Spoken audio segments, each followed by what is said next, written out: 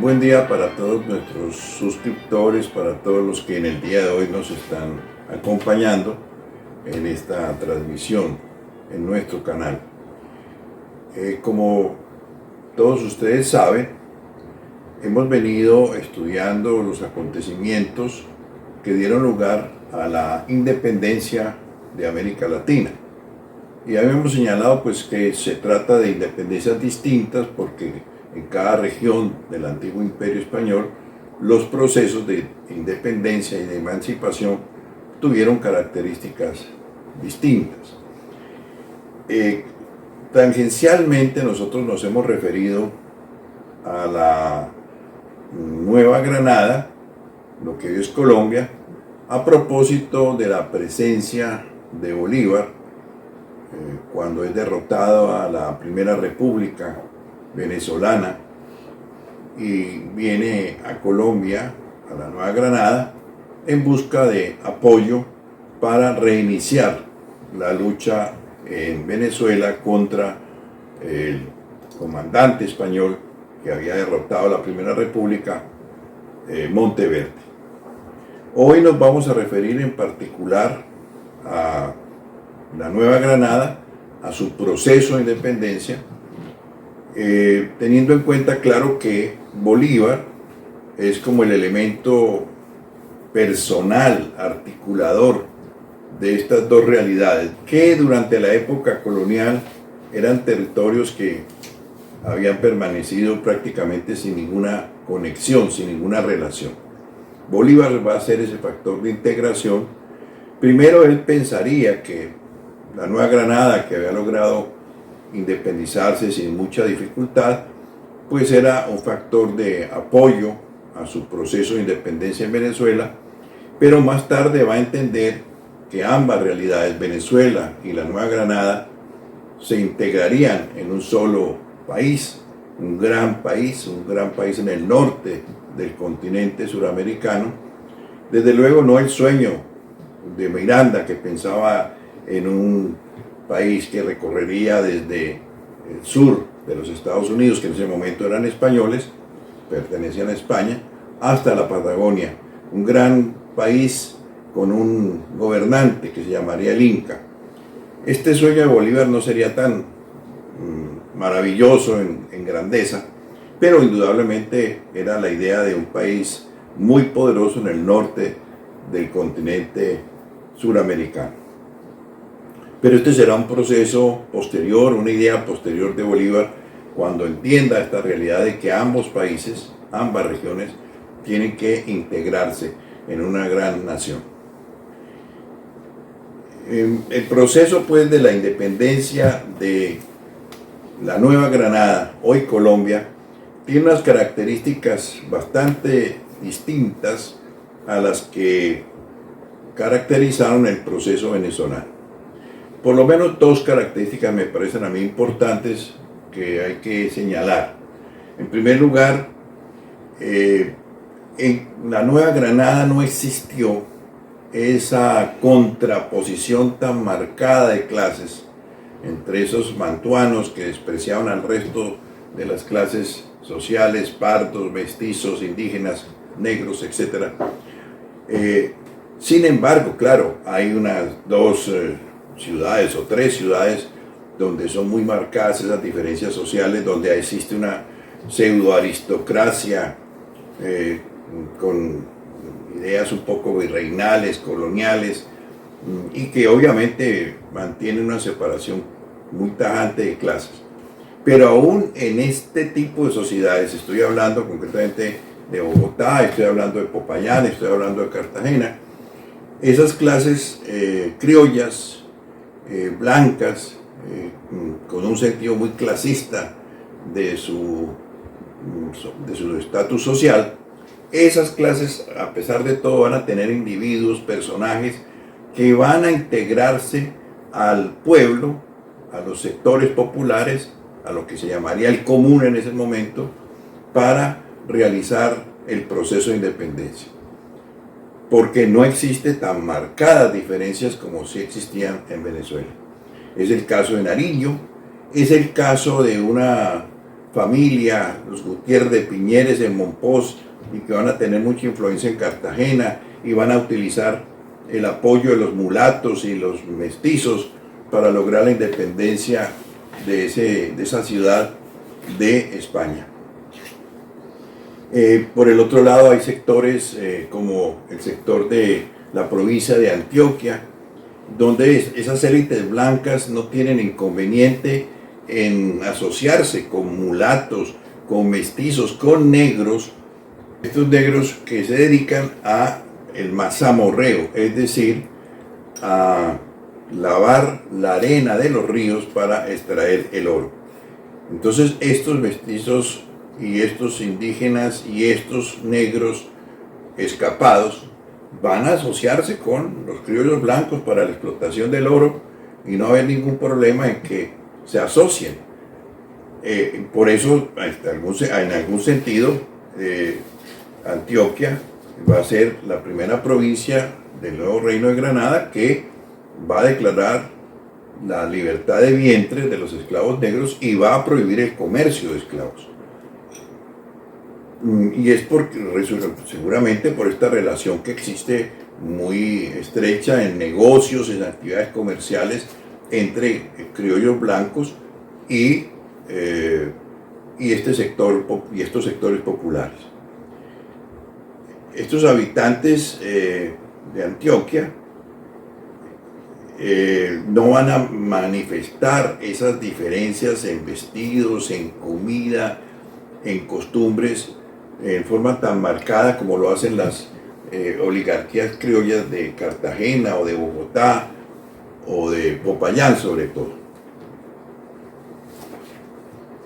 El segundo término, la lucha de independencia en la Nueva Granada, no tuvo las características de barbarie, de violencia, de salvajismo que tuvo la independencia de Venezuela. Las élites criollas logran la independencia sin muchas dificultades.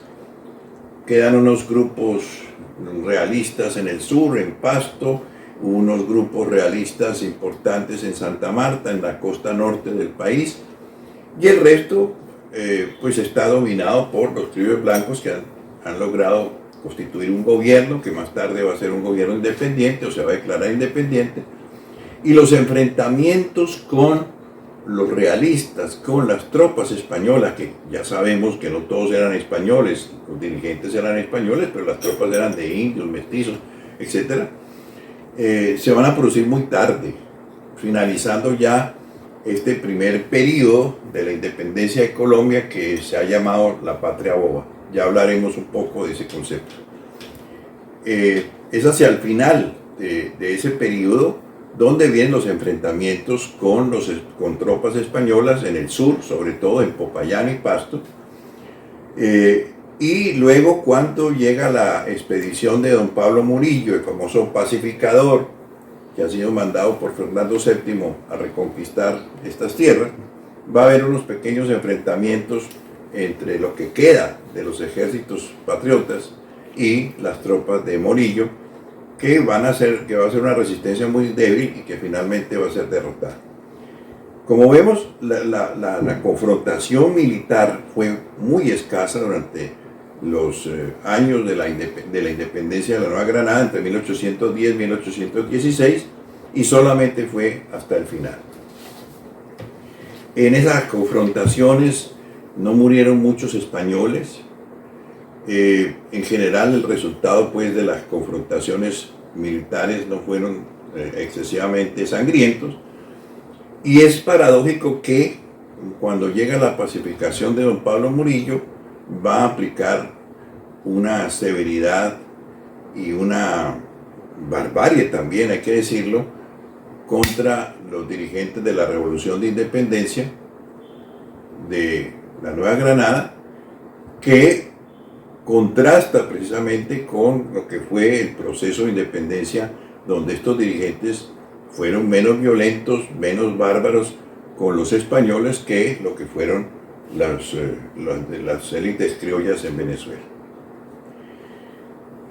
Comencemos pues con el proceso mismo de la independencia de la Nueva Granada. Primero, el término patria boba.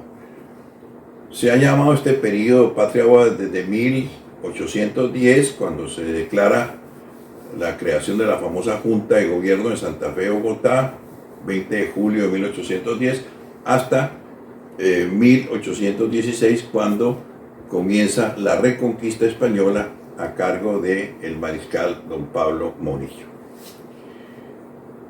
El término patria boba lo introdujo Nariño muchos años después, 1823, y se refería fundamentalmente a la indecisión de esas élites criollas con respecto a declarar la independencia, sus vacilaciones que llevaron a una declaración muy tardía de la emancipación de estos territorios. No tiene nada que ver pues con lo que los historiadores posteriormente han querido señalar que fue la patria boba. Se ha dicho que la patria boba se trataba de unos dirigentes criollos inexpertos que no sabían nada de las artes del gobierno, cuando en realidad los criollos americanos habían participado en el gobierno, en los cabildos municipales, que eran la administración real de las colonias. En cada municipio, en cada poblado, había un cabildo municipal. Pero también habían participado en las audiencias reales, al lado de oidores que eran peninsulares. De manera que los criollos americanos no tenían esa inexperiencia en el gobierno como se ha querido decir. Tenían tanta experiencia de gobierno como los colonos americanos, ingleses, que tenían asambleas legislativas y que aprendieron a gobernar en el ejercicio de esa actividad en las colonias inglesas del norte. De manera que hablar de inexperiencia no es muy correcto en este caso. También se ha hablado de que estas élites eran idealistas, altruistas, lo cual realmente contrasta con las primeras decisiones que estas juntas de gobierno tomaron en casi todos los casos. Primero, libertad de comercio. Era la gran contradicción que estas clases tenían con el régimen español. Habíamos hablado de Camilo Torres, que había perdido cantidad de dineros porque le habían cogido un contrabando a las autoridades españolas. El señor Acevedo Gómez, que va a tener un papel destacado el 20 de julio, también se le quejaba a Antonio Villavicencio, que venía en nombre del Consejo de Regencia, se le quejaba de las pérdidas económicas que había tenido precisamente por el monopolio español sobre el comercio. De manera que altruismo allí no había un interés económico, y ese interés económico lo manifestaron desde un comienzo decretando la libertad de comercio.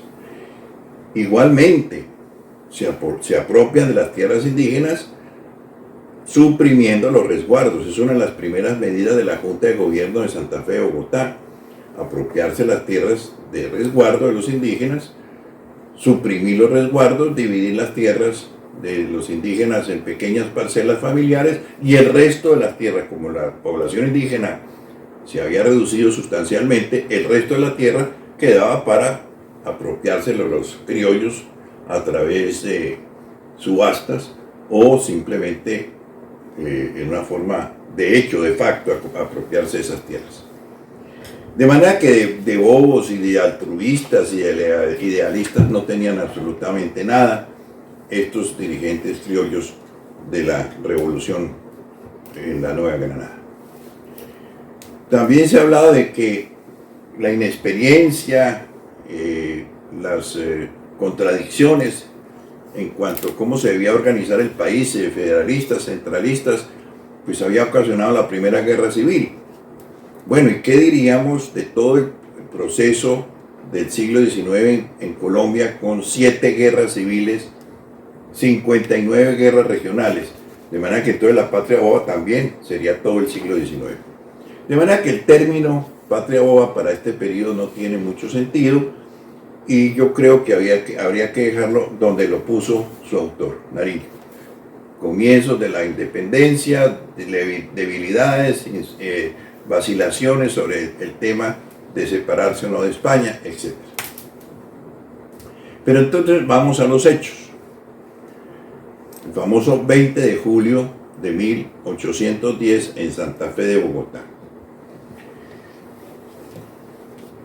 En primer lugar hay que decir que la Junta de Santa Fe de Bogotá, que se crea ese 20 de julio de 1810, no es, como lo ha dicho la historia oficial, la primera junta de gobierno que se crea en la Nueva Granada, hoy Colombia. Ya se habían creado otras juntas de gobierno en Cartagena, en El Socorro, en Cali. De manera que esta no fue la primera junta. ¿Por qué tiene cierta importancia? Pues primero porque esa junta se crea en la capital del virreinato, de la Nueva Granada, y segundo por los personajes que en ella intervienen, que fueron sin duda alguna los personajes más destacados de la independencia de la Nueva Granada: Camilo Torres, José Acevedo Gómez, Jorge Tadeo Lozano, José Miguel Pey, etcétera, etcétera, etcétera. Bien, ¿qué ocurre entonces? Esta élite criolla, encabezados por Camilo Torres, por el sabio Caldas, por Acevedo y Gómez, van a solicitarle al virrey de la Nueva Granada, que era el señor Amario Borbón, la creación de una junta de gobierno como la que ya existía en Caracas, como la que ya existía en Buenos Aires, como las juntas que se habían creado en España para representar al rey prisionero. Pero el virrey se opone tangencialmente a esa perspectiva de crear una junta de gobierno.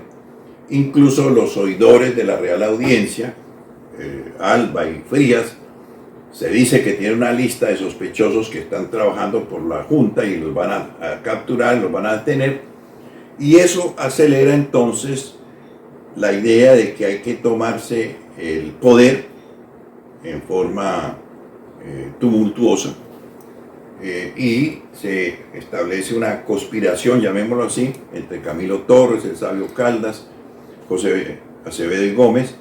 Se reúnen en el Observatorio Astronómico de Santa Fe de Bogotá, que era dirigido por el sabio Caldas, y allí montan el complot de lo que va a ser el asalto, llamémoslo así, a la creación de una junta provisional de gobierno. Y es simplemente buscar un tumulto, una sonada, una conmoción multitudinaria para obligar al virrey a que acepte la creación de una junta de gobierno. El pretexto es provocar a un español que tiene una tienda, pedirle un famoso florero para el banquete que se le va a ofrecer a Antonio Villavicencio, este hombre que viene en nombre del Consejo de Regencia. Ya hemos hablado en otro video de lo que fue el Consejo de Regencia, y él viene pues realmente a pedir de parte de las autoridades del virreinato el acatamiento a esa junta, a ese Consejo de Regencia. Antonio Villavicencio no viene, como dice alguna persona que ha hecho algunos videos sobre la independencia, no vino a contarnos qué estaba pasando en España. No vino a contarnos nada. Vino a pedir el reconocimiento del Consejo de Regencia que estaba creándose en Cádiz, para que las autoridades de estos virreinatos aceptaran ese gobierno provisional en nombre del rey preso por Napoleón. Se iba a hacer pues ese famoso banquete, se necesitaba supuestamente un florero, provocan al español, viene un tumulto, se pegan unos golpes allí en la plaza. Era un día de mercado, la gente sale, comienzan a gritar abajo los chapetones, etcétera, hay un tumulto, y José Acevedo y Gómez y el sabio Caldas y Camilo Torres se reúnen con el virrey para solicitarle que se cree la junta de gobierno, aprovechando desde luego la presión que se ha creado con la multitud que está gritando en contra de los españoles. Sin embargo, hacia finales de la tarde, como las negociaciones se prolongan con el virrey, la gente comienza a dispersarse, se va yendo de la plaza de mercado allí, la plaza que hoy es la Plaza de Bolívar, y entonces es cuando José Acevedo Gómez sale y echa un discurso para motivar a la gente, pero ya no hay casi nadie en la plaza. Y es en ese momento cuando aparece un joven criollo, José María Carbonell, un joven de 24 años, que moviliza los barrios populares de Egipto, San Victorino y Las Cruces, donde vivían mestizos, mulatos, negros, artesanos en general, los moviliza hacia el centro de la ciudad al grito de cabildo abierto. Como hemos explicado en otros videos, el cabildo abierto era una reunión de los notables del lugar que no hacían parte del cabildo ordinario y que se reunían con este para tomar decisiones.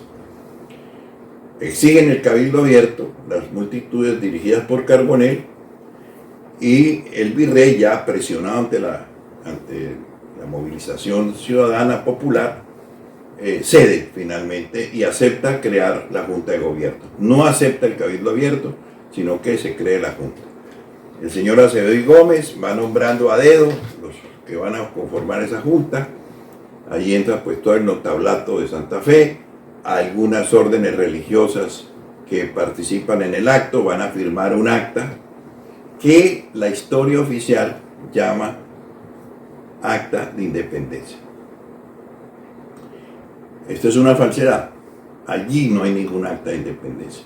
El acta lo que dice es que se constituye la Junta de Gobierno, quienes la van a conformar. Camilo Torres ha propuesto que el virrey presida esa Junta provisional, y la Junta Suprema reconoce a Fernando VII como señor legítimo de este reino y acepta que el gobierno provisional, el Consejo de Regencia que existe en Cádiz, sea aceptado como gobierno también de estas tierras. De tal manera que aquí no hay ninguna declaración de independencia ni nada que se le parezca. Pero es más, el 23 de julio, o sea 3 días después, el Cabildo va a rendir homenaje a través de un decreto que dicta el Cabildo, un homenaje al rey Fernando VII como dueño y señor de este reino. Y en el mismo decreto se dice que todas las personas deben tener a los españoles europeos como hermanos y conciudadanos. Ahí pues tampoco hay ninguna oposición con la presencia de los peninsulares en estas tierras. El 6 de agosto de 1810, esa Junta de Gobierno también va a celebrar ni más ni menos la conquista española. Entonces uno dice, bueno, ¿cuál independencia decretó la Junta Suprema de Gobierno del 20 de julio? ¿Cuál acta de independencia hubo allí? Bien, la historia oficial oculta los hechos posteriores o los pasa muy rápidamente de lado, como el hecho de que Carbonell, dirigiendo nuevamente a las masas populares, obliga a que el virrey sea excluido de la Junta. Entonces el virrey es excluido, es relegado de ese cargo, es colocado en un tribunal de cuentas, casi preso.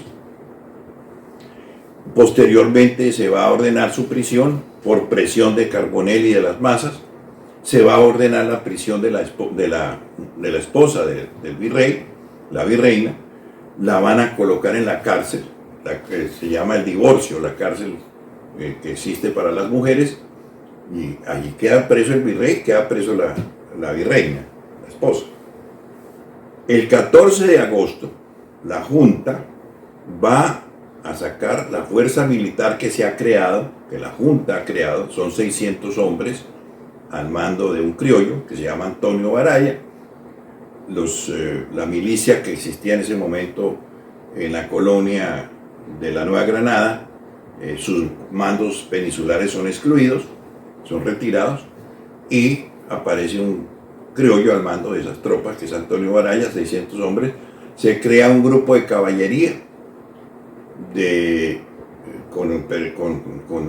al mando de un hacendado muy importante de la sabana de Bogotá, y con esas tropas se va a acercar la plaza de lo que hoy es la Plaza de Bolívar, la plaza principal, donde está el Cabildo, donde está la catedral, etc., para que las masas no penetren al centro de la ciudad.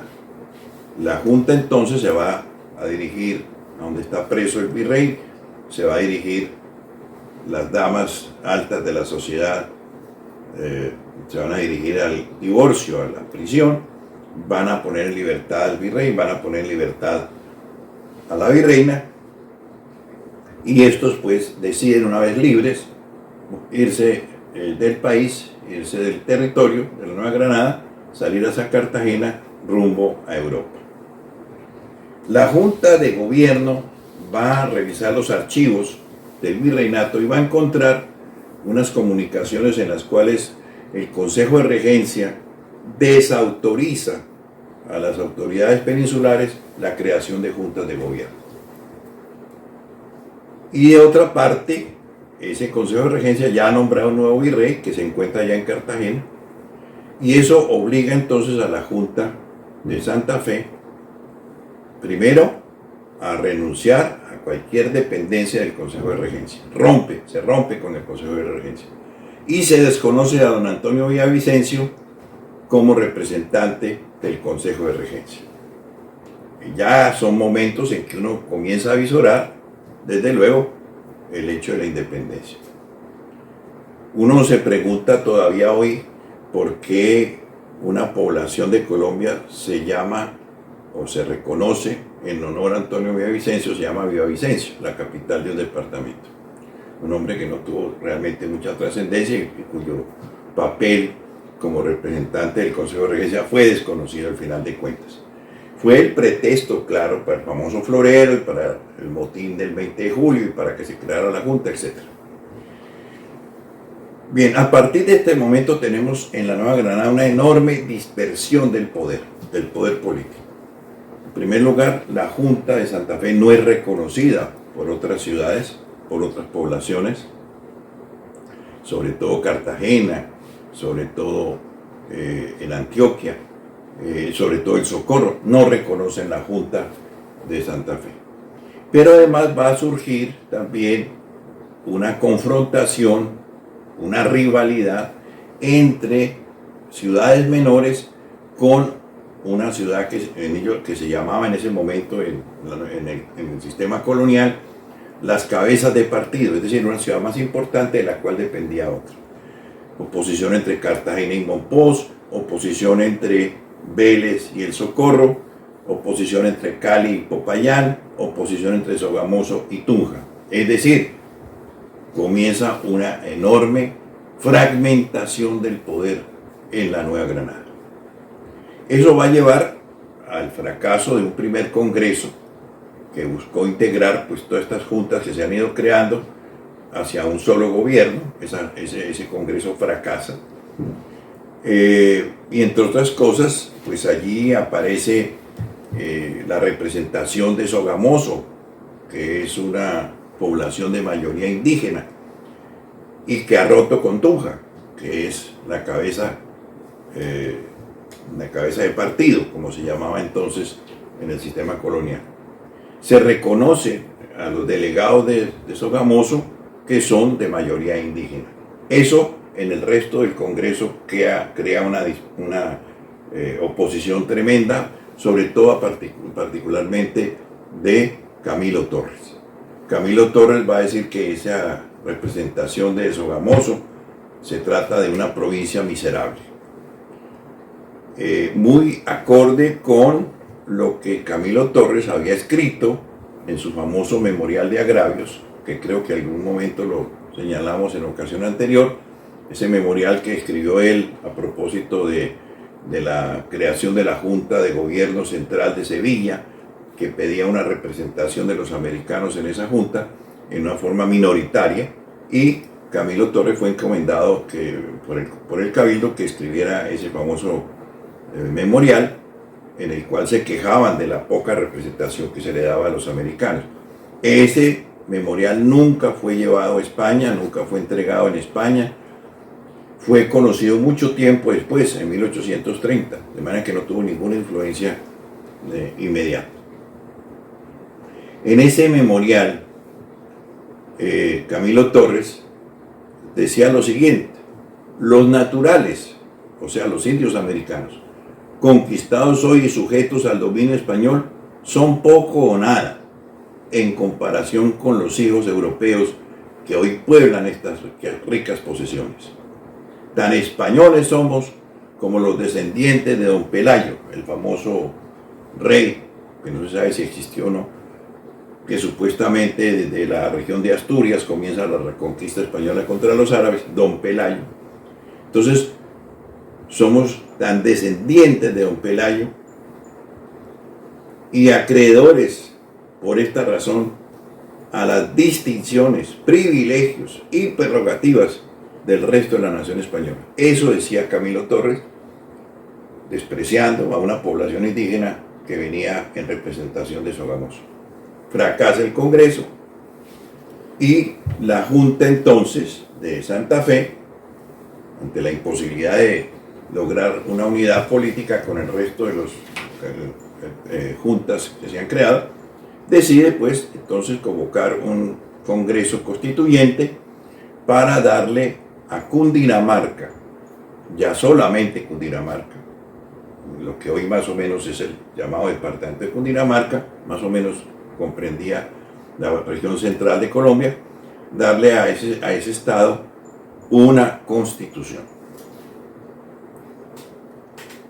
El criterio de elección de los constituyentes pues va a ser siempre un criterio censitario, como lo habían enseñado los ingleses para elegir su Cámara de los Comunes, o como lo habían enseñado también los norteamericanos en su Constitución de 1787. El voto censitario. No pueden votar sino quienes tengan bienes de fortuna y quienes no dependan de otra persona. Por supuesto, eso excluye a los indios, a los mestizos, a los artesanos, a todos los sectores populares. Bien, ese Congreso pues va a expedir la famosa Constitución de 1811. Constitución de Cundinamarca, es decir, de una provincia central de la Nueva Granada, que excluye a las otras regiones de la Nueva Granada que no se suman a Cundinamarca.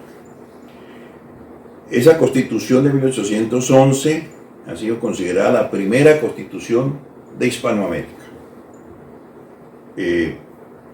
Por otra parte, los venezolanos han dicho que fue su Constitución de 1811 también la primera Constitución de Hispanoamérica, y así lo dijimos nosotros en un video anterior. Sin embargo, revisando fechas, uno se encuentra que la Constitución de Venezuela es de diciembre de 1811 y la Constitución de Cundinamarca fue expedida en marzo de 1811, es decir, unos meses antes. Uno pensaría entonces que, como la Constitución de Venezuela tenía pretensiones de regir en todo el territorio de lo que era la capitanía de Venezuela, pues posiblemente era considerada más importante que una constitución provincial que lo era, como la de Cundinamarca de 1811. Sea lo que sea, lo cierto es que en Hispanoamérica, de todas las provincias que existieron en ese momento y que comenzaron a crear juntas de gobierno, sin embargo, pues tendríamos que todas esas provincias fueron expidiendo constituciones de la región, del poblado, de la provincia, etcétera, etcétera. Un historiador colombiano, Jorge Orlando Melo, ha señalado como de las 20 constituciones que posiblemente se expidieron en América Latina en ese periodo, entre 1810 y 1816, cuando comienza la Reconquista Española, de 20 constituciones, 15 fueron expedidas en la Nueva Granada, hoy Colombia.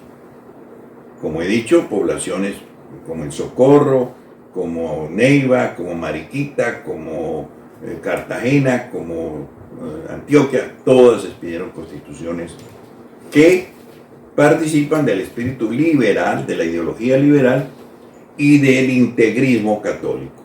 Todas, absolutamente todas, dicen que la única religión que se puede tolerar en el territorio es la religión católica, apostólica y romana.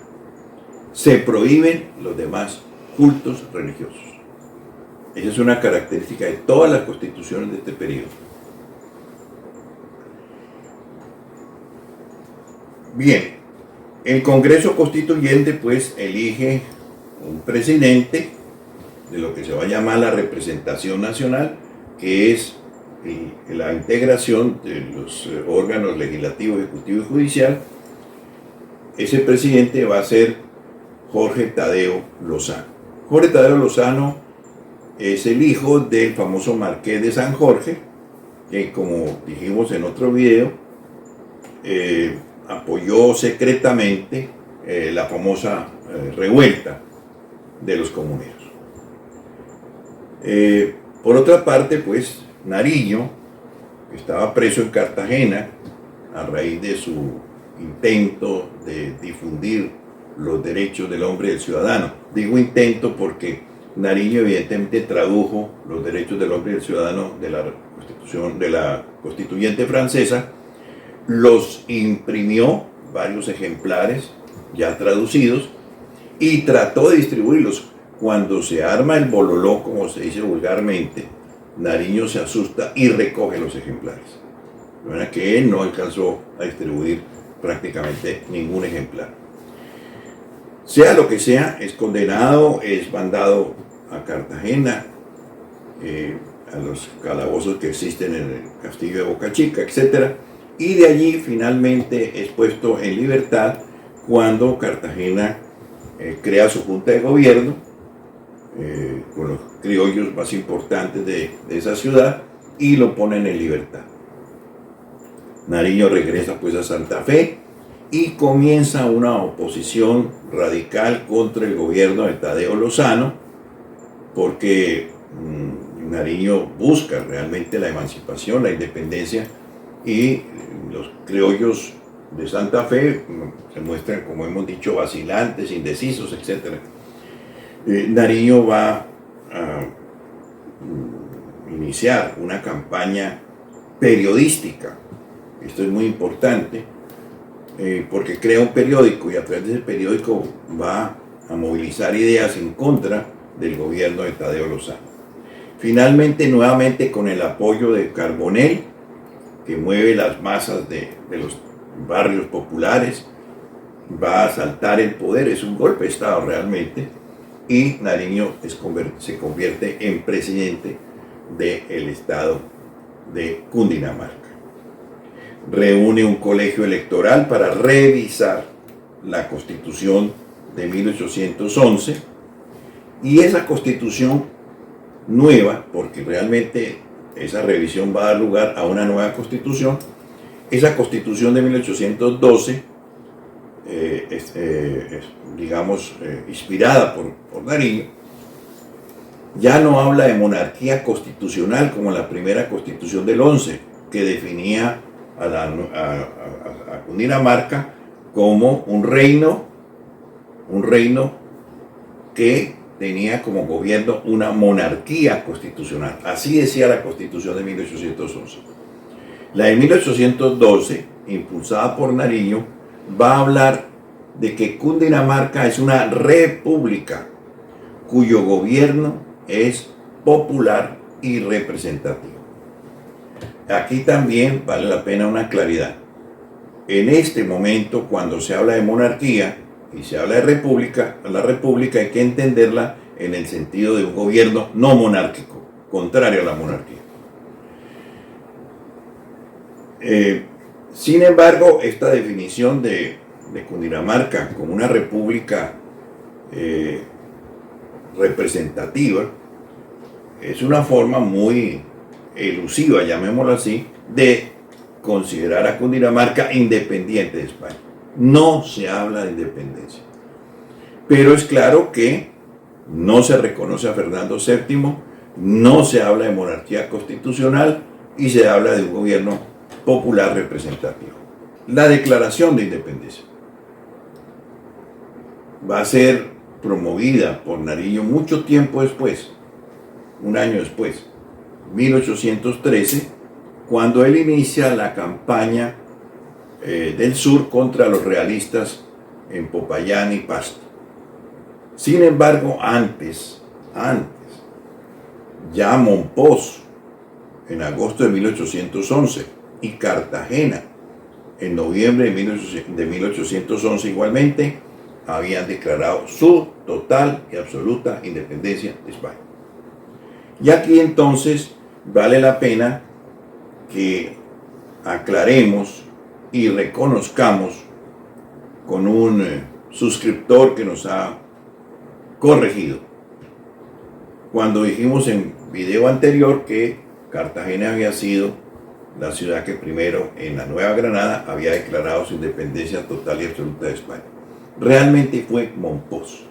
Mompox en agosto del 11, Cartagena hasta noviembre del mismo año.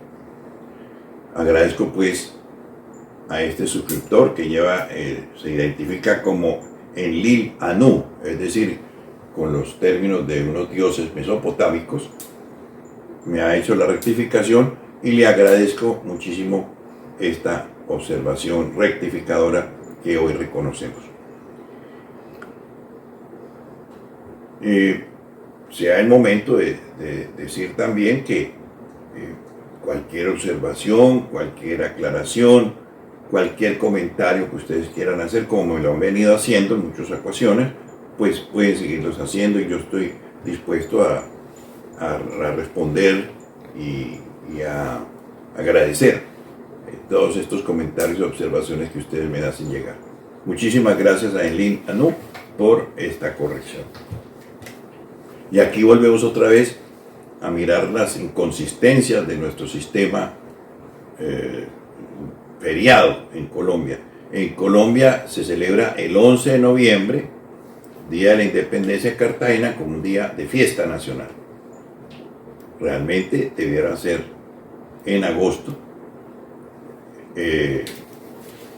agosto de 6, cuando Mompox declaró su independencia de España. Otra inconsistencia de la historia oficial. Esta Constitución de 1812, impulsada por Nariño, va a convocar otro intento, un segundo congreso para buscar la unidad, para buscar un gobierno unitario frente a esta dispersión y fragmentación del poder. Congreso que también va a fracasar. Va a fracasar porque de 22 provincias que tiene la Nueva Granada, solamente acuden 5. Los santafereños, que siempre han tenido un humor político muy acerbo, van a hablar de un congreso de canapé. Congreso de canapé porque en ese canapé, que es una silla, un sofá antiguo, acolchonado, en ese canapé caben cómodamente los 5 delegados de las provincias que asisten a ese congreso que busca la unidad del reino de la Nueva Granada. Pero también aquí surge la confrontación entre Nariño y Camilo Torres en este congreso. Nariño busca un gobierno centralista que pueda enfrentar las amenazas de los realistas que están en Pasto, están en Popayán, amenazando llegar hasta el centro del país, y en el norte, que están en Santa Marta. Solo un gobierno centralista puede enfrentar esas amenazas. Por otro lado, está la posibilidad de que Monteverde, en Venezuela, ingrese al territorio de Colombia para abortar la independencia de la Nueva Granada. Por el contrario, Camilo Torres defiende una organización federal y ese enfrentamiento entre los dos va a hacer fracasar igualmente el Congreso. Camilo Torres entonces se retira con sus delegados a Tunja, bueno, primero a Ibagué y después a Tunja, y allí va a constituir lo que se van a llamar las Provincias Unidas de la Nueva Granada. Esas Provincias Unidas que van a funcionar fundamentalmente en Tunja, que está a 110 kilómetros de Bogotá actual. En estas Provincias Unidas se van a constituir a través de un acta de la federación. En esa acta de federación pues va a haber un gobierno central, un gobierno supremo que es el Congreso de la Unión y un presidente que va a ser Camilo Torres. Es este Congreso, recordemos, el que le confiere a Bolívar el hecho de mandar unas tropas de la Nueva Granada para buscar la independencia de Venezuela, su famosa campaña admirable. Es este Congreso el que autoriza a Bolívar ingresar con tropas granadinas al territorio venezolano para buscar la independencia de Venezuela, su famosa campaña admirable, la Segunda República Venezolana, que hemos visto en el video anterior que también fracasó.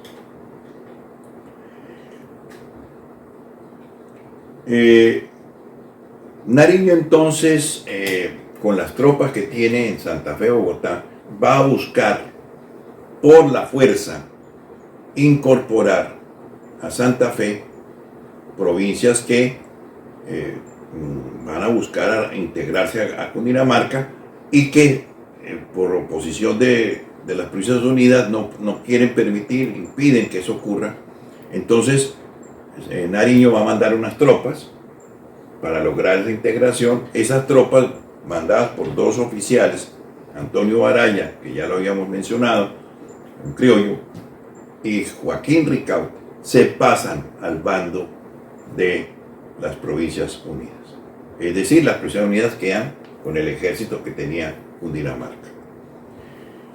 Y eso lleva a Camilo Torres a buscar apoderarse de Santa Fe con este ejército que le ha llegado tan admirablemente oportuno. Nariño entonces pues siente que se va a atacar a Santa Fe, a la capital, que era del virreinato, y sale con unas tropas que todavía tenía a enfrentar a las tropas de la Federación. Va a ser derrotado y se piensa que Santa Fe va a caer en manos de los federalistas. Torres, para justificar la toma de Santa Fe, va a lograr que el Congreso de las Provincias Unidas declare a Nariño tirano, usurpador, y para estimular a las tropas se va a permitir el saqueo de la ciudad, lo cual pues es totalmente una barbaridad. Nariño va a defender la ciudad y contra todas las previsiones posibles va a derrotar a los federalistas en plenas calles de la ciudad de Santa Fe, Bogotá. Con todo y eso, siendo victorioso, Nariño va a ofrecerle a las Provincias Unidas un tratado de paz que va a permitir que Cundinamarca se integre a las Provincias Unidas, pero manteniendo cierta autonomía en materia fiscal y en materia militar. Es importante destacar, por ejemplo, cómo Nariño trata a los vencidos, a las tropas federales vencidas. Coge prisioneros, los pone en libertad, pone en libertad a todos los soldados, y aquellos soldados más humildes que venían en las tropas de la Federación, de las Provincias Unidas, les otorga recursos para que puedan volver a sus hogares.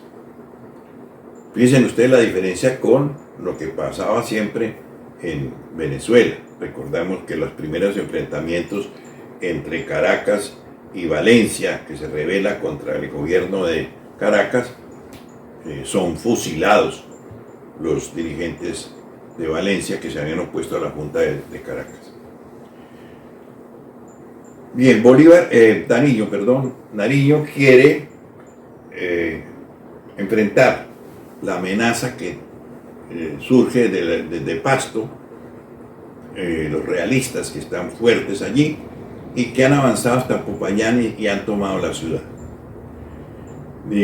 Por eso ha firmado este tratado de paz con las Provincias Unidas para buscar el apoyo de las tropas de la provincia de Antioquia y las tropas del Socorro. La verdad de las cosas es que ni las tropas de Antioquia van a apoyar a Nariño, van a llegar en su apoyo, ni las tropas del Socorro van a ser de mucha ayuda porque abandonan el campo de batalla tan pronto se enfrentan a los realistas. No obstante eso, Nariño va a derrotar en Popayán a Juan Sámano, que será el futuro virrey, célebre por su brutalidad en la represión contra quienes habían participado en la independencia, y luego lo vuelve a derrotar, toma desde luego Popayán, y lo vuelve a derrotar en la batalla de Calibía. Ahí es interesante ver cómo Sámano huye del campo de batalla, pero hay un general español, Asín, que resiste hasta el final. Nariño le ofrece a este general español una rendición honorable. Este no acepta y muere en el combate. Un coronel del ejército de Nariño, Ignacio Rodríguez, le corta la cabeza y se la presenta a Nariño. Nariño, horrorizado, rechaza ese acto y públicamente reprime a Rodríguez por este acto. Viene otra batalla, la batalla de Tacines. En la batalla de Tacines Nariño vuelve a ganar, derrota al jefe de la plaza de Pasto, que es Melchor Aymerich. Este huye a Quito y queda abierto el camino hacia Pasto. Pero en ese momento entonces todas las tribus indígenas de la región concurren a Pasto para defender la ciudad. Aquí es donde vemos claramente cómo los indígenas no están a favor de la independencia, y es claro que no están a favor de la independencia porque saben qué les espera. Sus tierras de resguardo van a ser suprimidas. Ya lo sabemos porque ha ocurrido en Santa Fe, Bogotá, con la Junta del 20 de julio, que uno de sus primeros actos fue acabar con los resguardos de la provincia. Nariño se adelanta con sus tropas y espera los refuerzos de Rodríguez, este hombre que acababa de cortarle la cabeza así, y Rodríguez no se moviliza con la artillería y por consiguiente Nariño es derrotado. Después de permanecer oculto un tiempo, Nariño decide presentarse a Aymerich, que ha regresado a Pasto. Aymerich lo toma preso, por supuesto, y se ocurre la famosa escena que todos quienes hemos estudiado historia en el bachillerato recordamos: Nariño presentándose ante los pastusos que le piden su muerte, en un acto pues de valentía, ¿no? Nariño se presenta ante quienes quieren que sea ejecutado. El jefe español de Quito, Toribio Montes, del cual depende Aymerich, ordena fusilar a Nariño. Sin embargo, Aymerich, que ha congeniado con Nariño, un hombre inteligente, brillante, le pide a Montes que se aplace la ejecución.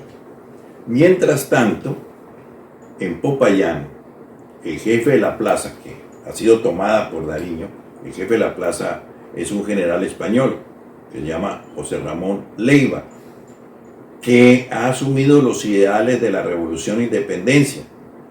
Es un español, pero que está a favor de la independencia y que tiene el gobierno de Popayán.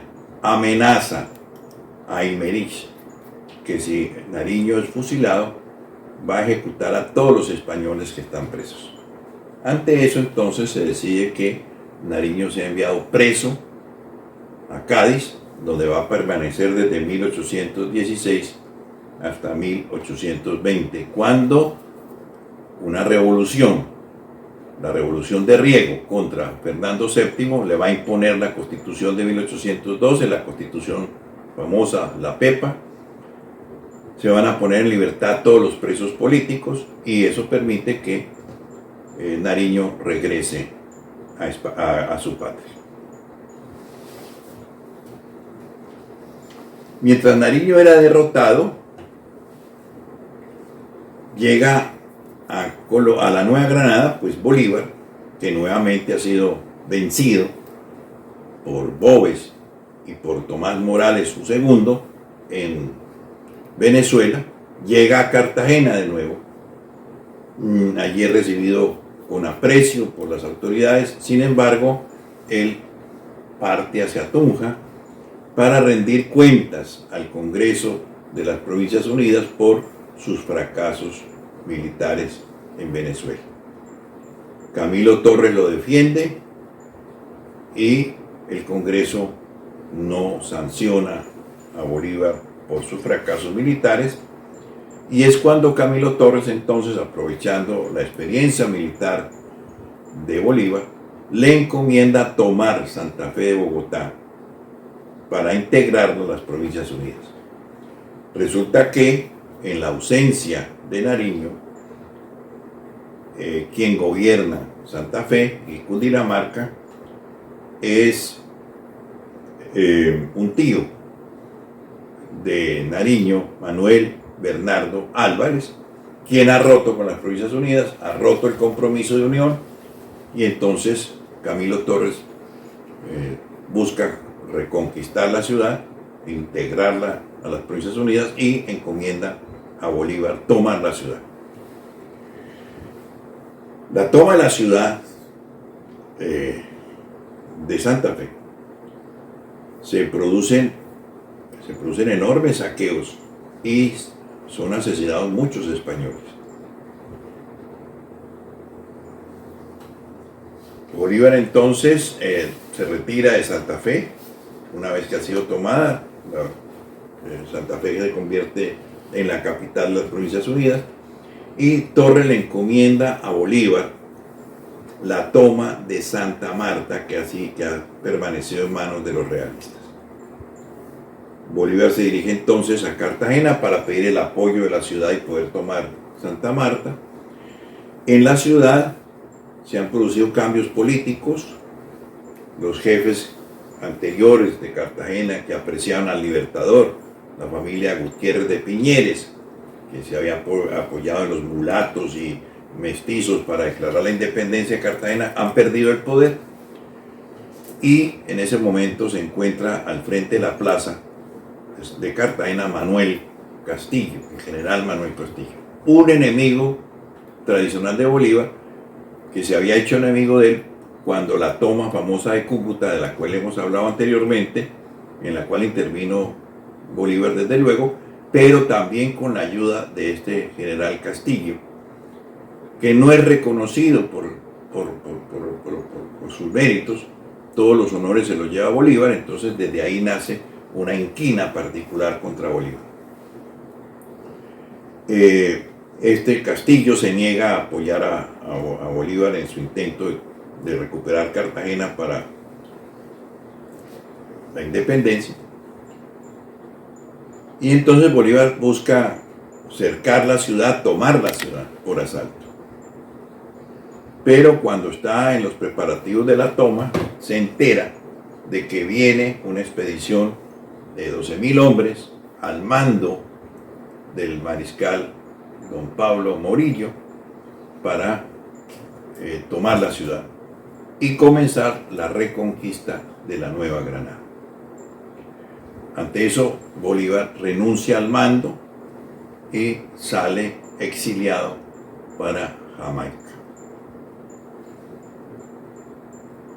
La reconquista española, de ella nos ocuparemos después en otro video, pues va a concluir con este periodo de la independencia de la Nueva Granada, que concluye en 1816 con la toma primero de Cartagena, después de someter a esta ciudad a un cerco de hambre terrible, y luego la invasión ya con 3 columnas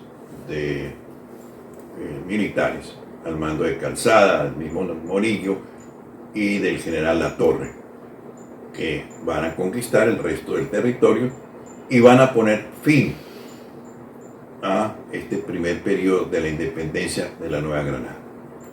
Con esto terminamos este proceso inicial de la Nueva Granada. El segundo proceso de nuestra independencia de Colombia va a comenzar con la campaña libertadora de Bolívar desde Venezuela, pasando al territorio de la Nueva Granada y reconquistando para la patria, la nueva patria, este territorio. Este será motivo de un nuevo capítulo para el cual, por supuesto, estamos invitándolos a todos ustedes para que nos acompañen. Muy buenos días, muy buenas tardes, según el horario en que nos hayan estado viendo.